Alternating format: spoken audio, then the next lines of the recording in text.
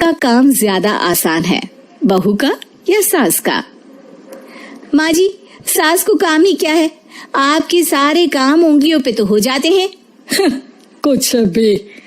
हाँ, हिसाब तो उंगलियों पे ही हो जाता है ना। अरे बेटा, ऐसा सिर्फ अभी लगता है, जो मुझे करना पड़ता है ना वो तुझे करना पड़े तो समझ आएगा कि असली काम का पहाड़ कैसा होता है। ठेले बराबर वजन भी नहीं है आपके काम में, हर बात पहाड़ों के वजन की कर रही हैं आप। तू ऐसा करती ही क्या है घर में बेटा, ये तो बता मुझे। मैं थोड़ी ना कुछ करती हूँ, सब जादू से हो रहा है इस घर में। अरे एक दिन मेरा काम करोगी तो समझ आएगा।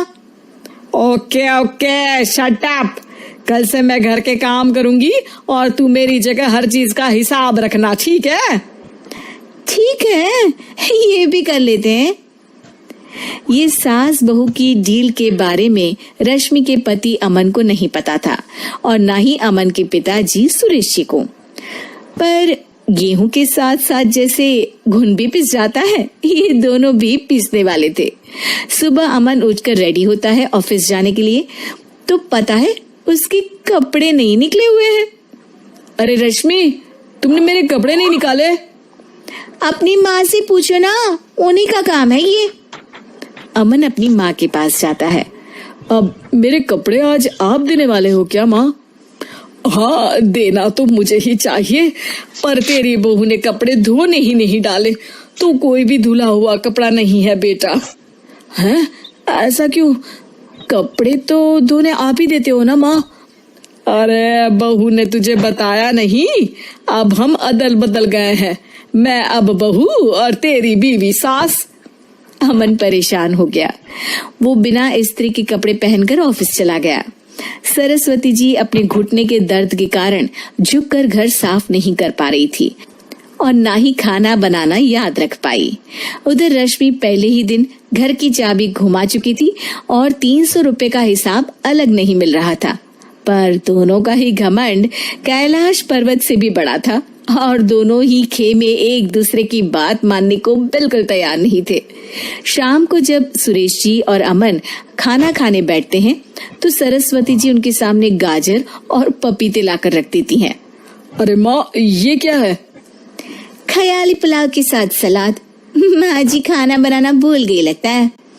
अरे एक एक चमन्नी का हिसाब है मेरे पास, खाना बनाना कैसे भूल जाऊंगी? ये तो मैंने पढ़ा था कि फल फ्रूट खाने से सेहत अच्छी रहती है, इसीलिए ये ले, एक फल खा ले। रात को सुरेश जी और अमन अपनी मीटिंग बिठाते हैं अकेले में। बाबूजी, इनकी लड़ाई के कारण ना हमें ठीक से खाना मिल रहा है, उल्टा घर के सारे काम रुक गए हैं। हाँ बेटा, 2 भैंसों की लड़ाई में बेचारे खेत के पौधों का भी नुकसान हो रहा है। पर पापा, क्या बताऊं आपको, मैंने माँ को इस महीने की 2 तारीख को बिजली के बिल के पैसे दिए थे। आज बिल भरने के लिए मांगने गया तो पता चला कि रश्मि उन पैसों से गैस सिलेंडर ले आई। अच्छा, तो सिलेंडर के पैसों का क्या हुआ? अब सिलेंडर के तो कोई पैसे नहीं थे बाबूजी, हमारे घर पर गैस की पाइपलाइन लगी है ना। बेटा, इन दोनों का कुछ करना पड़ेगा, नहीं तो अपने घमंड के चक्कर में पूरा घर बर्बाद कर डालेंगे ये दोनों। अमन और सुरेश जी काफी सोच विचार के बाद एक निष्कर्ष पर पहुंचते हैं। रात ही को दोनों अपनी पत्नियों की अलमारी से नई साड़ी निकालते हैं और सुबह जब रश्मि और सरस्वती जी उठते हैं तो देखते हैं कि दोनों पति साड़ी पहनकर चढ़ाव पर सब्जियां काट रहे हैं। अरे ये सब क्या हो रहा है? क्या हो रहा है मतलब? आप दोनों अदल बदल हो सकते हो तो हम क्यों नहीं? अरे क्या मतलब? नहीं नहीं, मेरी भी बचपन से किसी की बहू बनने की इच्छा थी, तो आज से सरस्वती तुम बड़ी बहू, मैं मिडल बहू और अमन छोटी बहू। अरे लेकिन सब घर पर बैठ जाएंगे तो कमाएगा कौन? ये घर कैसे चलेगा? अब वो तो भैया या बाकी लोग जाने, अब हमने भी अदल बदल कर ही लिया है तो कुछ नहीं हो सकता।